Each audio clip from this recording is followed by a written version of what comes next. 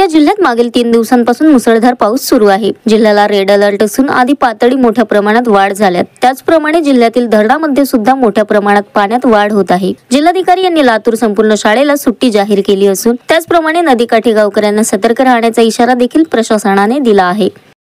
निश्चितच मागे 3 दिवसात जिल्ह्यात मुसळधार पावसाने हजेरी लावलेली आहे। कालचा जर आपण विचार केला आणि आजची जर परिस्थिती बघितली तर आपल्या जिल्ह्यातील प्रमुख नदी वैनगंगा ही फुगून जात आहे। तसेच त्याची जी उपनदी आहे, सहायक नदी आहे बाघ नदी, याची पण पाण्याची पातळीमध्ये लक्षणीय वाढ झालेली आहे।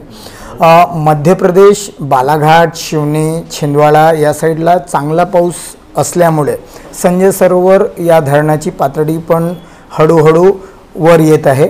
तसेच आपल्या महाराष्ट्रामधील जर आपण बघितलं पुजारी टोला या धरणाची पातळी पण जवळपास 50 गाठून आज रोजी आता जवळपास 65% पाऊस त्यामध्ये साचलेला आहे। तसेच आज रोजी जिल्ह्यातील अनेक प्रमुख रस्ते हे बंद झालेले आहेत।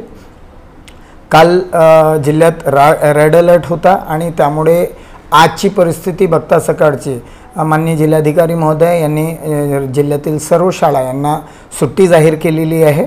परिस्थितीवर जिल्हा प्रशासन बारकाईने नजर ठेवून आहे। रोड रस्ते बंद आहे, परंतु अनेक रोड रस्त्यांना पर्यायी मार्ग आपल्याकडे आहे, म्हणून परिस्थिती फार जास्त गंभीर नाही आहे, परिस्थिती सामान्य आहे। परंतु बाघ नदी आणि वैनगंगा नदी काठावरील जेवढे नागरिक आहे त्यांना विनंती आहे की त्यांनी सावधगिरी बाळगावी, जेणेकरून जलस्तर जे आहे आज दुपारी 12 वाजता संजय सरोवर येथील 2 गेट ओपन करण्यात आलेले आहेत 1 मीटर उंचीवर। तसेच आता काही वेळातच आपले पुजारी टोला धरणाचे देखील 4 गेट ओपन होणार आहे। यामुळे या दोघी नद्यांची पाण्याची पातळीमध्ये अजून वाढ होणार आहे। Sunil Kawade, the sting operation news, Gondia. The sting operation news, सत्याचे दुसरे नाव, अन्यायावर लेखणीचा घाव।